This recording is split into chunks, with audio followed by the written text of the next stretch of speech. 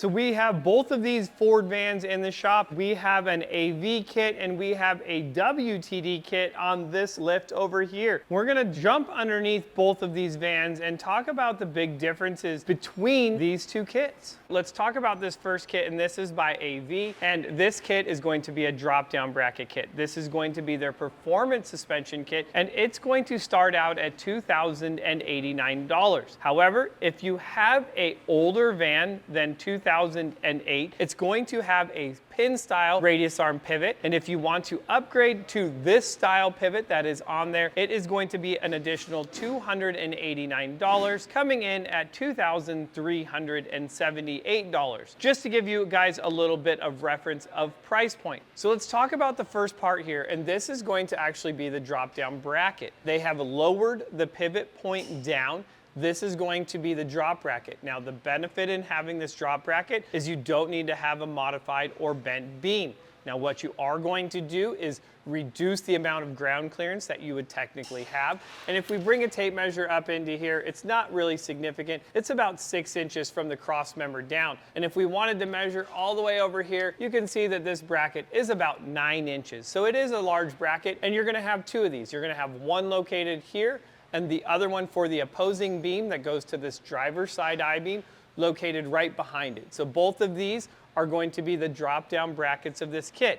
Now, if you're going to use drop-down brackets on the kit, you're also going to have to drop down another key component, and that's going to be this pitman arm right here. So they've dropped down the pitman arm to compensate for how much they've dropped down the I-beam bracket. Another thing that they've added is going to be this sway bar drop bracket. They're maintaining this stock sway bar and putting in this drop bracket to bring it all the way down to compensate for it, keeping everything equal. The next key component to this kit is going to be this modified radius arm, or at least that's what I'm going to call it. So it's going to be a stock radius arm where the bottom has been cut and lowered, an additional plate is put on it to increase the caster that this is going to have. We're going to come back here to this pivot point, and if you have watched any of our videos, you're going to know that this is somewhat resembling an Ocotillo Cruiser kit, and yes, it is very similar. In an Ocotillo Cruiser kit, we're keeping the same radius arm and we're modifying it the same way in order to correct the caster. However, we're only going as far as 3 inches with that, and that's due to that large caster change that you would technically get with this shorter arm. The other option that you can do with this is going to be the ultimate suspension kit, where the pivot is replaced from a bushing to a Heim joint. Now, what's really nice is that Heim joint is really, really strong. What it's not going to do is it's still, the bushing here is not the limiting factor in the suspension. The suspension will travel through all of its 11 inches of travel with no issues binding the bushing. So going to that spherical bearing Heim joint on the end really isn't benefiting it unless it's being dropped down. Now, I can't speak on that because I don't have it here. I'm just going off of the components here. Now, the benefit of this bushing is that bushing is going to absorb a lot of the energy. So you're gonna be, off-roading, driving, hitting speed bumps, whatever you do in your van, this is going to absorb that energy, which is going to be a positive over the Heim joint. That's going to transfer a little bit more energy into the frame, and you may get a little bit more noise out of it. Now, these things are minor, and I'm being very particular, but I want to make sure that I explain to you the big differences and what is going on in this drop-down bracket kit. As we come over here, you're going to notice that this is going to have that large coil spring in there to get you that 6 inches of height. You're also going to get a Bilstein shock in there as well. Now, this shock is not specific to the vans, as it is just a generic shock that you could use on an F-150, Bronco, or other type of I-beam application. And if you did want to upgrade any of your kits, you can do that for an additional $289. So it kind of starts adding up, where the price point to the WTD kit is starting to look pretty much the same. Another thing that has been dropped down is going to be this bump stop here for your I-beam, which this can hit on. Now, one big thing that we did find out when cycling this through its suspension is that our inner tie rod here is coming into contact with this inner tie rod because the drop pitman arm has been lowered down. You can actually see where it's been rubbing on there. What it does is once it hits it, it actually twists the whole tie rod and moves behind it. So it could be part of just being worn out, but it's definitely coming into contact with it pretty well. It also didn't allow the beam to fully bump out either, so something that I wasn't particularly fond of. This does retain the stock sway bar, and the other big thing that we found out was on full compression, the tie rod is coming into contact with the sway bar as well, and those are things that you just don't want to happen if you're going to be using your van and doing any type of off-roading. This does have a steering stabilizer on it. You can see that this has that Bilstein steering stabilizer and all the brackets. It's going to be a really nice addition to any of these Ford vans. We've rolled over to van number 2. This is the Weldtec Designs suspension kit, and this is going to be a Baja grocery getter kit. This is going to be a bent I-beam kit, and this particular kit is going to have king shocks on it. So you do have two options when getting this kit. You can do a Baja grocery getter with Fox shocks. That's going to be $3,194, or if you decide that you want king shocks, it's going to be $3,525. Let's talk about the big differences in this. So first of all, you're going to have the factory pivot bracket here. So you're going to notice how much smaller this bracket is compared to that drop down bracket kit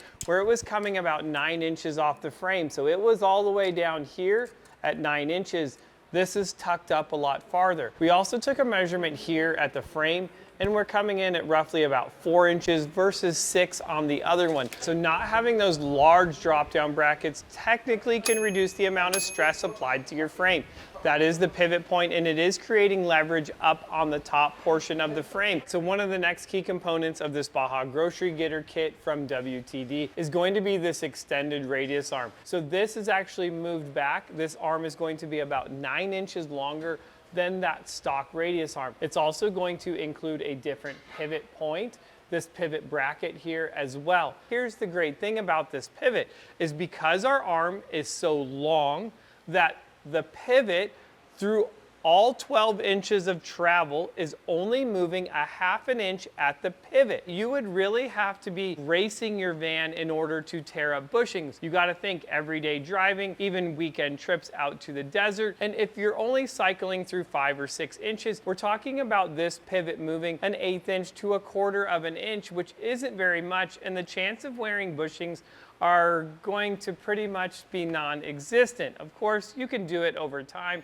I'm not saying that it's not possible. This radius arm bracket does get welded onto the frame, and however, you could find that being negative because you don't have the ability to weld. Well, let's talk about a few things. You can get the location of this bracket, which is indexed off of this body mount. You could go and have this bracket welded on anywhere, then go back and install this kit in your garage. Now, let's say you want to run larger than a 285/70/17. You can actually move this bracket from the 10 inches from this bracket here. You could even shorten that up to say 9 3/8 of an inch, moving this whole wheel forward. That's going to be a big plus when wanting to run larger tires than a 285. All right, let's continue this conversation here talking about the big difference between a drop down bracket kit and a bent I-beam kit. You're going to notice one big thing is missing from here, and that's going to be the sway bar. You may say, well, I just feel like my van is going to move really unsafe, and by having all kinds of wishy-washy boat-like feeling. Don't worry, because the spring rate in this particular suspension package is quite a bit heavier, even heavier than a V kit, which is going to help reduce the sway. A lot of times you get heavy sway is because your vehicle is undersprung. The next big thing in here is you're going to see that there is no drop pitman arm here as well, giving this tie rod clear movement all the way up to the top so that it can bump out.